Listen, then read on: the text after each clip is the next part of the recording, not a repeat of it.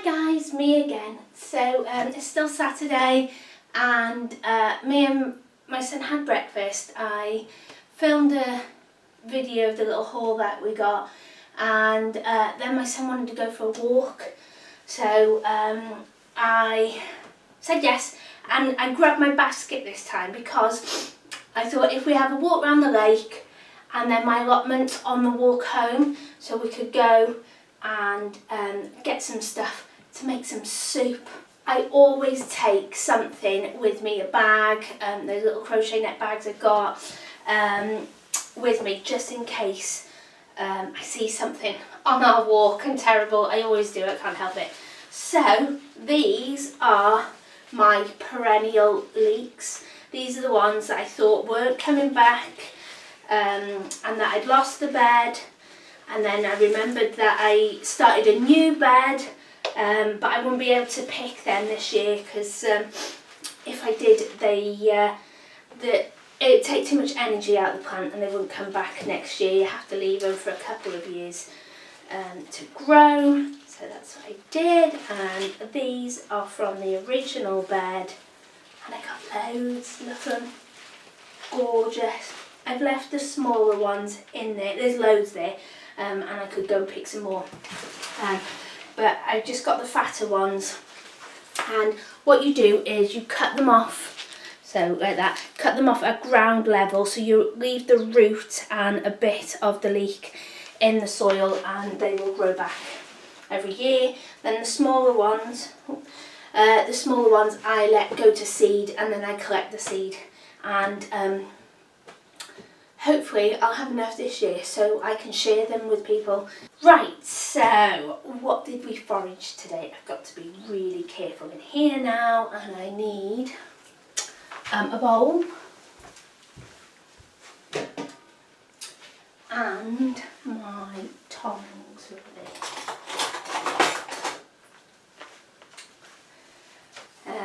Because we got some stinging nettles, and here are the stinging nettles, and I just take the tops off, those little shoots. These leaves are fine, they're a little bit tough, and those are the ones you want there.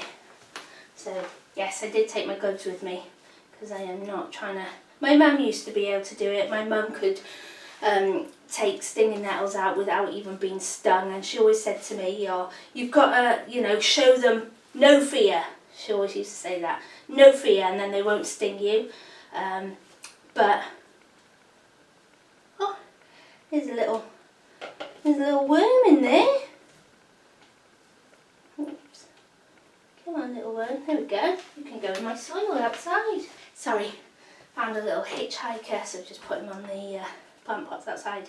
Yes, so took my gloves, got them, and like my mum said, she was never scared of them. But there is a certain way that you're to pull them, and I think the hairs that sting you face up. So if you grab them from the bottom and twist them, and as long as you don't go down on the little hairs or the little spikes, that's when you get stung. So yeah, she just had a way of picking them, but I'm not that brave, so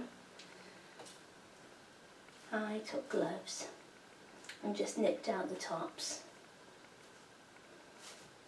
and I made sure these ones were far enough in the middle of the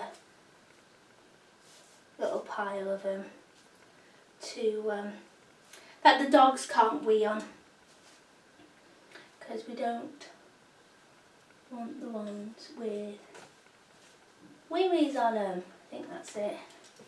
Okay, yeah. So I got a bowl full of stinging nettles, and they're going to go in my soup. I just wanted to show you what else I collected.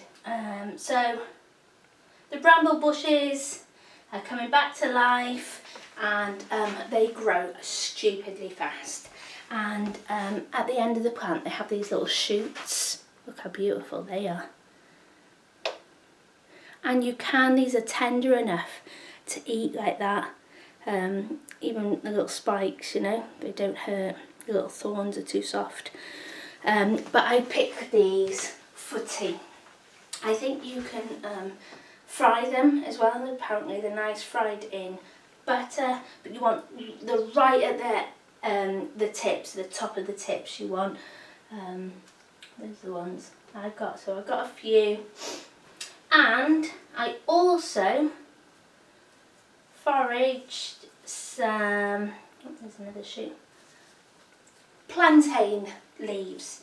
Now I've got a book called Homemade Apothecary, and in there are some recipes to do with plantain, and I think you can eat parts of the plant and cook with parts of the plants, but what I want is the leaves, and I'm going to dry these because you can make some stuff with them. So yeah, I'm thinking further on down the line now, so I can forage these now, dry them out, store them, and then when I'm ready to make this recipe out of the book, I've got them all ready. And of course, because my son was with me, we picked some dandelions. I got some of these from the allotment though as well, just because there's a lot of people living in Cardiff and they walk everywhere. Loads of dandelions as well. Yeah, did I say I was collecting these shoots for tea? But there's loads of things you can do with these. Oh, stinging nettle. Yeah, loads of things that you can do with these. So I just thought, oh, if I have a good store of them, dry them now, put them away, and then once I'm looking through that book again and I think, oh, I want to make that, I will have the stuff. I've just had a quick look on the kind of things you could forage that you can put in like your, it's like natural remedies, I suppose. You don't have to use them all for cooking. Okay, so these perennial leeks are a bit more garlicky than normal leeks. So I will eat them, but I'm not as keen on them, but my little boy and my dad love them. Considering my dad doesn't like garlic that much, he really likes these. So I'm just going to chop all this up now, get all the ingredients ready and show you what I've got. Okay, so that's all done, and it's in here. I've got leeks, potatoes, and the stinging nettles. I cut the stalks off the stinging nettles. You don't have to, but I did. It's not something I want in my soup. And this smells absolutely gorgeous already.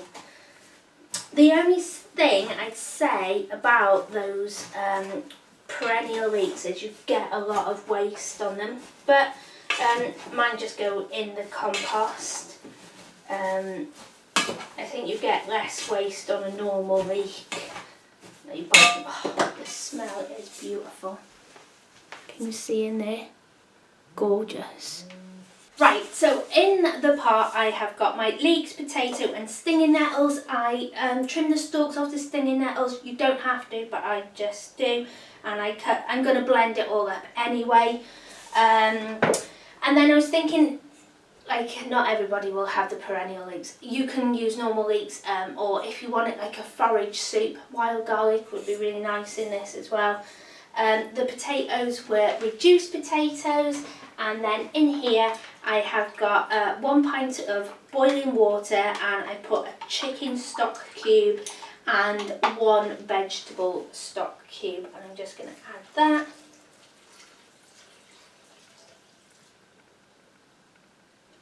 Just going to make sure that I've got enough fluid in here. Where's the minimum? There. Yep, that's fine. This smells so good, so good. So I'm going to do it in pressure cooker. I was thinking about doing it on the stove, but it's now like 1:30 and I'm starving. So this will take about 25 minutes. So hopefully by about 2:15 I should be eating it. This is going to make me such a cheap, tasty meal, and it's going to be big as well. Oh, not yet. It's going to be so filling, and oh yeah. My son's going to be eating this, so I'm not putting any salt in it because there's enough in the stock cubes. I'll cook it first and then taste it, and if me and my dad want more salt, we can. And oh, the only thing is it takes time, doesn't it? You know. And that's what you pay for if you get this kind of food from the shops. You pay for convenience. Right, close. That's there. I still get really nervous using this. So what I'm going to do is put this on, and then I'm going to go and do some gardening and faff around so I'm not actually in the house when it's cooked. I put it away from there just in case the lid does go. That's in there. Yeah. I still think this lid is really loose. I thought it would, you know, lock in. Anyway, soup, program 25, on. Anyway, that's on. I'm gonna go outside now and do some gardening. Okay, the soup is now ready. I only left it 15 minutes instead of 25 minutes. I still feel like there's something wrong with it, because before, when it takes ages to get up to pressure, and then once it is up to pressure, the float valve isn't meant to come out, and then once it gets up to pressure, it's meant to drop, but it doesn't. And yeah, maybe it's because I've just been doing soup in it recently, and it's different, or I've been using the soup setting. Gotta stop banging on stuff. Yeah, so I don't know, but it's ready. So I'm going to blend it now, and can't wait to try it. Okay, so it's all blended down. Hope you can see me. I haven't got my glasses on because they keep on steaming up. So yeah, when I lived in North Wales, I got a new neighbour one day, and she was absolutely lovely lady. She still is, and her little dog Magic. And she was the first person to introduce me to stinging nettle soup, and I didn't know what it was, and I've got to admit, you know, new things like that, I'm a bit of a wimp, and I wouldn't even dream of making it. I'm getting better, I'm getting loads better. So she gave me this soup, this leek and potato soup, and I tried it and I thought, oh, that's got quite a lot of pepper in it. And she said, do you like it? I said, yeah. She said, it's stinging nettle soup. And since then, I have not been scared to try it, and I'm getting better. This is so green. Yeah, I'm getting better at having a go at stuff, especially if it's going to save me money.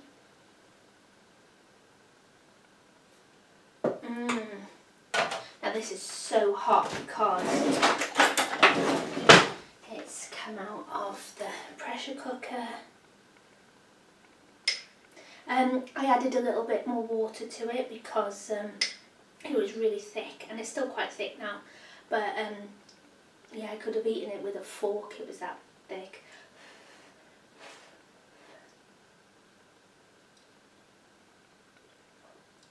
Oh, that is so good.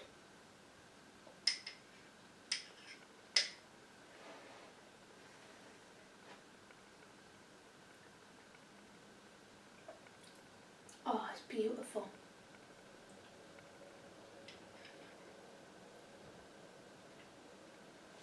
It needs a bit of salt in it. Yeah, it needs a bit of salt in it, but I'm not going to put any in because, like I said, my son's going to eat, and my son's going to eat this, and I'm taking this bowl down now. He's with my dad at the moment. They're watching a movie, and yeah, I'm going to take this to them now so they can try it. Oh, that's beautiful. And the potatoes I used, I got in one of the magic bags, and I think it was 64p for the whole bag. And I used about half of the bag, maybe not even that. I think it was like 5 or 6 potatoes. Oh, so happy that I can make these amazing meals for pennies. Oh. And the plan is this year, because once the nettles grow so tall, they go to seed, and you can eat the seed. I think it's only the female flower, the female seeds or the female plants that you can harvest the seeds from, not the males, they're no good, but the female you can. But while, you know, it's still really early spring and those lovely green shoots are coming, I'm going to go and collect a load of them and dry them. That is my mission this year, is to go out, forage stuff and dry it, because usually I go out, forage stuff and make stuff with it straight away, scoff it all down, and that's it, I've got nothing then. But yeah, and then with the nettles, dry them, mash them all up. I've got a like a coffee grinder. I use it to grind my like nuts and herbs and spices, and so I'll use that to make it into a fine powder, and then I can add that powder to so many dishes. You can even add it to cakes, and you just get that boost of vitamins. Yeah, more than the taste or the flavour or anything like that. That's what I want it for, that boost of vitamins. Because it's free. It's free. Yay! Right, I'm going to take this downstairs now and get my dad and my son to try it, and hopefully they will love it. Give it a go, guys. All you need, stinging nettles and potatoes. You don't even really need potatoes. I just use them more to thicken it up and to, you know, get the carbs in there to fill you up a bit more, make it a hearty meal. But I guarantee you, your children won't even know that there's stinging nettles in there. But get them involved and get them to go and pick them with you as well. They will love it. They will love it. You know, my son, he's acting like a teenager at the moment. But as soon as I say to him, you know, oh, let's go for a walk and pick stuff that we could eat, out the house, gone. And when I say to him, you know, I've made him a really healthy meal, he turns his nose up at it. But when I say, well, I'm going to cook these stinging nettles now into a soup, he woofs it down usually. Whatever I make, he woofs it down. So, yeah. Right, take care. Happy foraging. Get out there, go forage. And I'll see you soon. Bye.